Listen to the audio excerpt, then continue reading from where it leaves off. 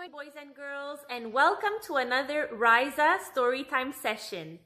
I have Eva here with me today. Do you want to say hi, Eva? The book that we will be reading today is called Roquefort the Mouse Detective. We hope you enjoy the story.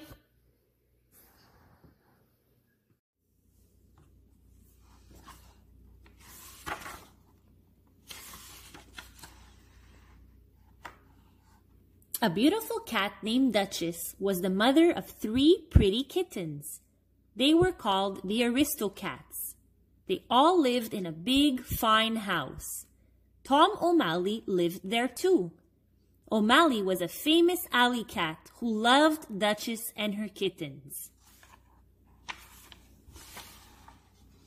One morning, O'Malley went out for a walk. He met an old alley cat friend. "Hey, O'Malley," said the alley cat, "your pal Cyril is sick. He would like to see you." "Thanks for telling me," said O'Malley. "I'll visit him today."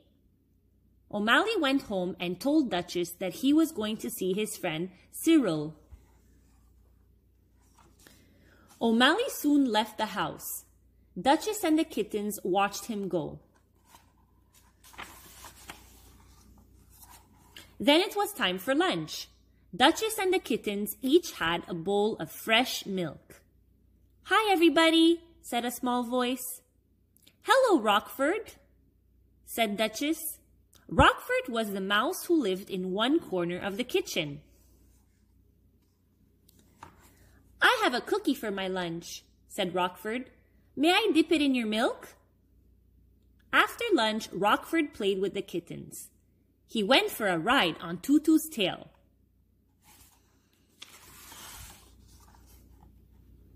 Then Roquefort went back to his mouse hole. Duchess listened to Burley play the piano. Marie sang a little.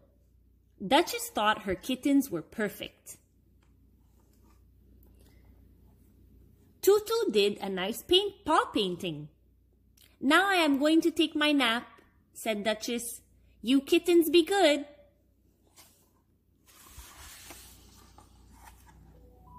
Duchess went away. The kittens were alone. They began to have a lot of fun, but they forgot to be good. Burley and Tutu jumped up and down on the piano keys. Then Tutu played with the paints. The kittens wanted to have more fun, so they crawled out of the window. They ran down the steps and out to the street. Duchess woke up from her nap. The house was a mess. But where were the kittens? She looked under the bed and inside a trunk full of clothes. She went back downstairs and looked in the kitchen, but she could not find the kittens anywhere. Poor Duchess was worried. "If only O'Malley were here," said Duchess sadly. "He would help me find the kittens." Then Roquefort came out of his mouse hole. "What is the matter, Duchess?" he asked. "Oh, Roquefort," cried Duchess, "my kittens are gone."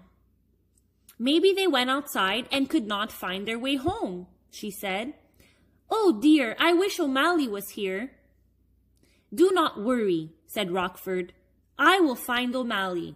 Then we will look for the kittens." Roquefort put on his detective cape. Then he put on his detective hat. Finally, he was ready to hunt for O'Malley. Detective Roquefort ran out of the house and down the street. Roquefort headed for Alley Cat Avenue. O'Malley was sure to be there. But a tough tomcat was guarding Alley Cat Avenue. He jumped out and stopped Roquefort. Roquefort turned around and ran away as fast as he could.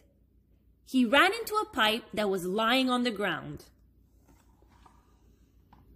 The tomcat was too big to run into the pipe after Roquefort, so he smiled a terrible smile and watched Roquefort run out the other end of the pipe.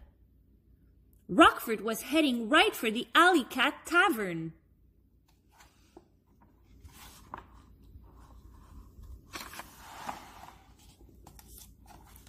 Roquefort knew there was danger ahead, but he walked right into Alley Cat Tavern. "Excuse me," he said, feeling scared all of a sudden. I need your help right away." "Why should we help you?" said one of the alley cats with a grin. "Because I am a friend of Tom O'Malley's," said Roquefort, "and I have to find him." "O'Malley?" said the alley cats. "Sure, we will help you." The alley cats took Roquefort to the place where Cyril lived. O'Malley and Cyril were inside together. "O'Malley," cried Roquefort, "the kittens are lost. We must find them right away." "The kittens? Lost?" said O'Malley. "I must help." "Yes, find the kittens," said Cyril.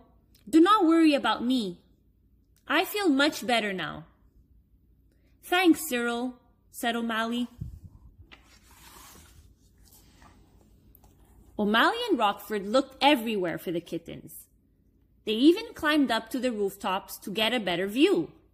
But they could not find the kittens. "Maybe they went down to the river," said O'Malley. "We will go and look." O'Malley was right. The kittens were playing at the edge of the river. They found a basket and climbed in. "What a nice boat," said Marie. But the water was rough. Soon the basket was out in the middle of the river. "Help!" cried the kittens. "Save us!" But no one heard their cries.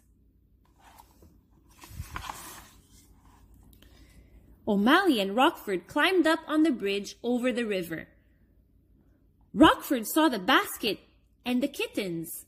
"Look!" he shouted. "There they are!"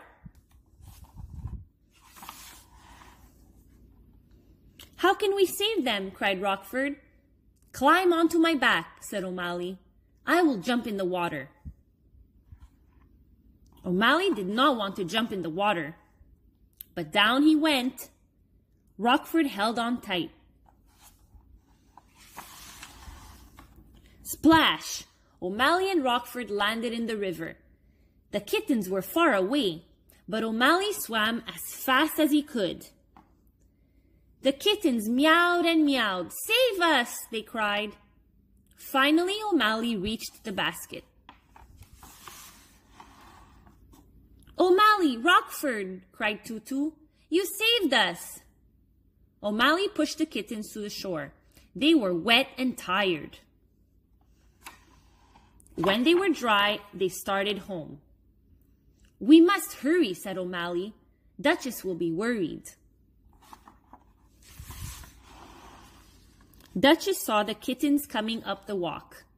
She was very glad that they were safe, but she was angry too.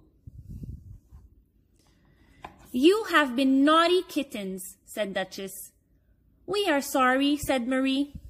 "Yes, we are very sorry," said Tutu and Burley. "I think my kittens must be hungry," said Duchess, smiling. "Come and have your dinner." Everyone went to the kitchen.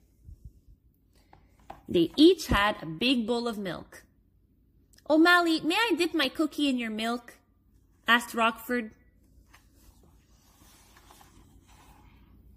After dinner, O'Malley and Duchess watched the tired kittens fall asleep. "Dear O'Malley," said Duchess, "you were very brave today." "Roquefort was brave too," said O'Malley. "He went to Alley Cat Avenue to find me. He risked his life to save the kittens." "Thank you, Roquefort," said Duchess. "Thank you for being a very, very brave detective." Eva, did you like the story? Yes, I am. We'll see you next time. And see you next time. Bye-bye.